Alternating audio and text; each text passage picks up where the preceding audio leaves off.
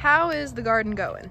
Okay, so it's been almost 2 weeks. I think right under 2 weeks since we planted all of our seedlings. Yes. Or all of our seeds. And now we actually have almost everything coming through.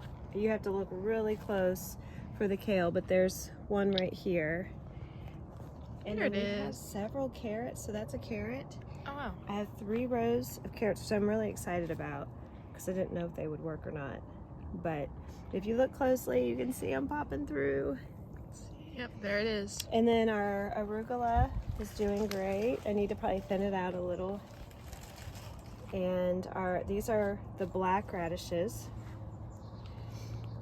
They are probably the longest to mature of all the radishes that I planted. I planted these separately. So what is a span of time that you would think would take? I want to say it's closer to like 50 days, where a lot of them are 30, like 28 to 45. Okay. And then this is spinach. This is my first time growing spinach. And it's all coming up. And my turnips. And we do have a little bit of lettuce. It's just hard to find. I think that's it right there. It's just popping through. There it is. And then I brought my little marigolds over here because they were on my bottom shelf of my greenhouse, and the lizards were eating off the tips. So the lizards did get some of my babies. And then this, which will be my sweet potato bed.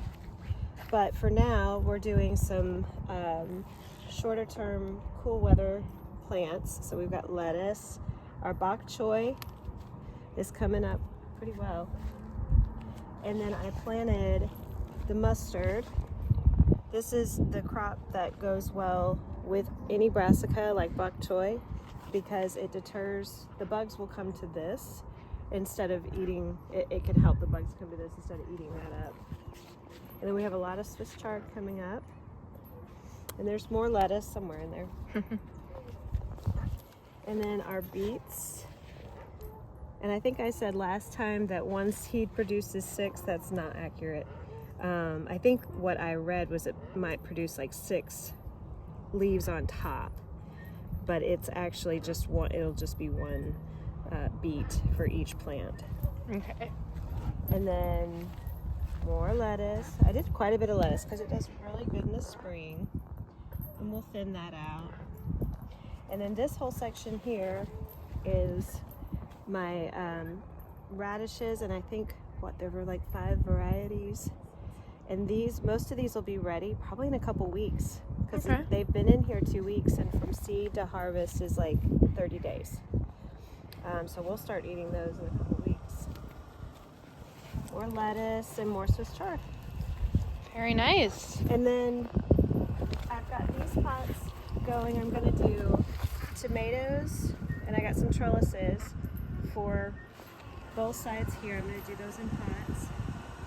And then because peppers do so well in pots, I think I'm going to do a lot of my peppers in pots. Okay. How is the sage plant doing? Oh, yeah. So I'm actually really excited about the sage because I think it's a biannual where the first year it does not get blooms or it doesn't flower. I'm assuming, I haven't looked this up, but the second year it's got blooms all over it. Oh wow. So I'm interested to see what these flowers are going to look like. It seems really happy. Yeah, I think it's doing great. It was because it's been 2 weeks, it never really went through any shock. Oh wow. And then our blueberries, it did freeze. Well, it frosted. The last week we've had 2 frosts. So I'm not sure, they look fine. They're blooming. This one has a real pretty bloom on it. So we may get blueberries. If the deer don't get to them. If the deer don't go, the birds, I need to cover them. But look at this little one. Ooh. Oh. There's a few of them. So those will be blueberries. And I probably just need to cover them with like a netting. Aren't those pretty? Yeah. That's gonna be a blueberry. They're beautiful. You never think like the blueberry doesn't start blue. Mm-mm. It starts white. as a flower. Yeah. How is the greenhouse going? So this little greenhouse has been great. It's come with its challenges for sure, but it's better than nothing. I will say the biggest struggle I think we've had is anything on the bottom shelf. The lizards were able to get up there and like they munched. They munched on my cauliflower. So my cauliflower,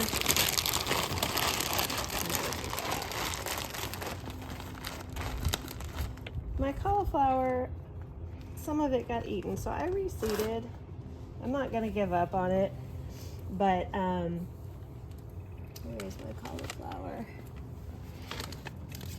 So I had all 6 of them blooming or sprouting, and you can see 4 of them are gone and half of this one's gone, but we're going to try to save it.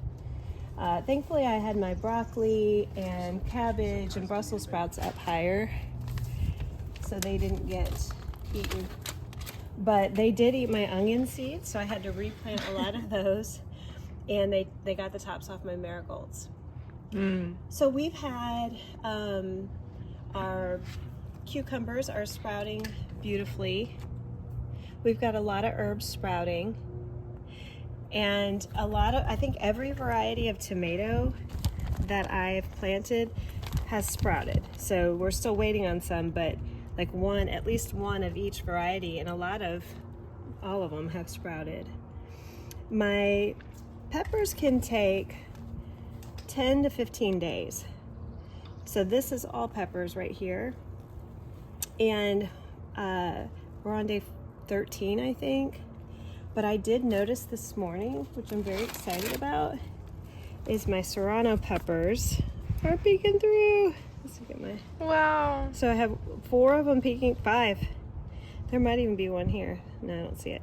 But I've got 5 peeking through, which is very exciting because these are my very first peppers to sprout this season.